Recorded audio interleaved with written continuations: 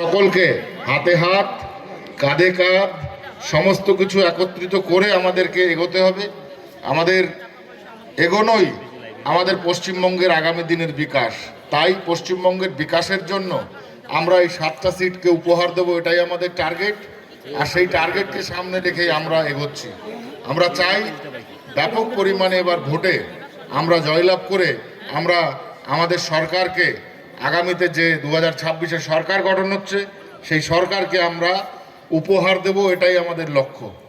আমরা জানি বর্তমানে বাংলায় যে অবস্থা, সেই অবস্থার যদি পরিবর্তন না হয় তাহলে পশ্চিমবঙ্গ এমন একটা সময় আসতে চলেছে যেখানে আমাদের যতগুলো স্টেট আছে সর্বনিম্ন স্টেটে পরিণত হবে। এবং গত 50 বছর ধরে যেভাবে পশ্চিমবঙ্গে অরাজকতা চলছে, চাই সে কংগ্রেস হোক, চাই সে সিপিএম হোক, চাই সে তৃণমূল হোক, এদের মাধ্যমে সরকার চলছে না। ভারতীয় জনতা পার্টি একমাত্র বিকল্প।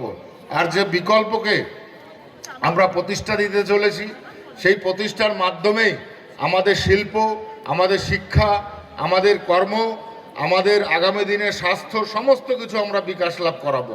কেননা আপনারা জানেন ম্যাক্সিমাম যারা যুব, সেই মানুষগুলো, সেই লোকগুলো, সেই ব্যক্তিরা আজকে পশ্চিমবঙ্গ ছেড়ে বাইরে চলে গেছে পরিযায়ী কর্মী হিসেবে।